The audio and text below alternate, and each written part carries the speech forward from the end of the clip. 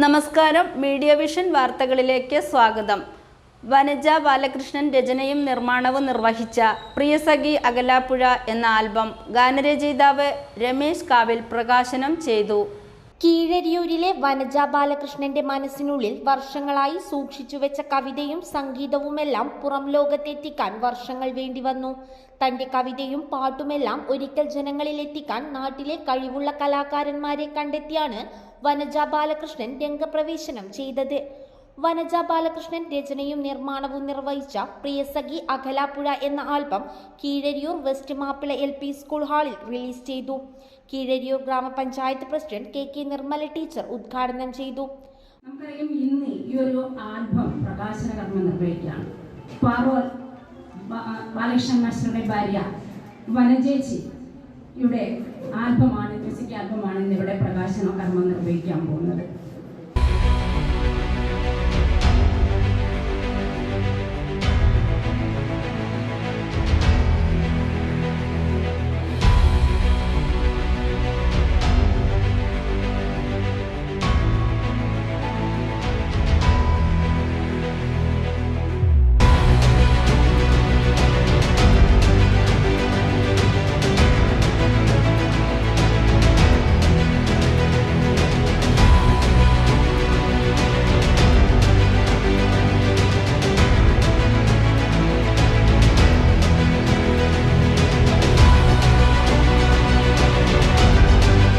പഞ്ചായത്ത് അംഗം EM മനോജ് ചടങ്ങിൽ അധ്യക്ഷത വഹിച്ചു.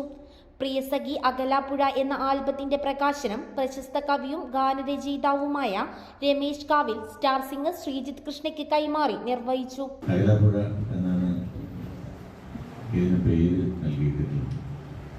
അകലാപ്പുഴ എന്ന പദത്തിനർത്ഥം അതിരുന്ന പുഴ എന്നാണ് എന്ന് ഗൂഗിളൊക്കെ പറയുന്നു. പക്ഷെ എനിക്ക് തോന്നുന്നത് അകലാത്ത പുഴ.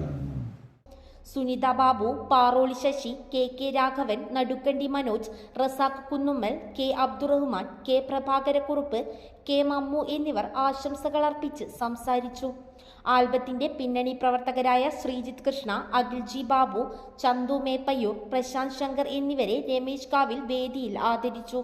വനജ ബാലകൃഷ്ണൻ മറുമൊഴി നൽകി. കലാഭവൻ മണിച്ചേട്ടന് ഭയങ്കര ഇഷ്ടമായിരുന്നു.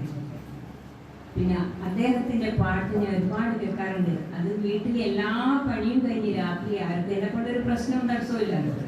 അപ്പോൾ അന്നപ്പോൾ ഞാനത് കേൾക്കാറുണ്ട്. അങ്ങനെ എനിക്ക് എൻ്റെ മനസ്സിൽ ഭയങ്കര ഇഷ്ടമായിട്ടാണ് ഞാൻ കവിത എഴുതി തുടങ്ങിയത്. ആ കവിതയൊക്കെ പാടാനിപ്പോൾ സമയമല്ല. പിന്നെ കലാഭവൻ സാഗരത്തിൽ എന്ന് പറഞ്ഞ് കുറച്ച് കവിത ഞാൻ എഴുതി. അതിപ്പോൾ ഞാൻ പാടുന്നില്ല. വനജ ബാലകൃഷ്ണൻ മറുമൊഴി നൽകി. P സുരേന്ദ്രൻ സ്വാഗതം പറഞ്ഞ ചടങ്ങിന് ബാലകൃഷ്ണൻ മാസ്റ്റർ നന്ദി പറഞ്ഞു. തുടർന്ന് ആൽബം പ്രദർശിപ്പിച്ചു. News bureau, media vision.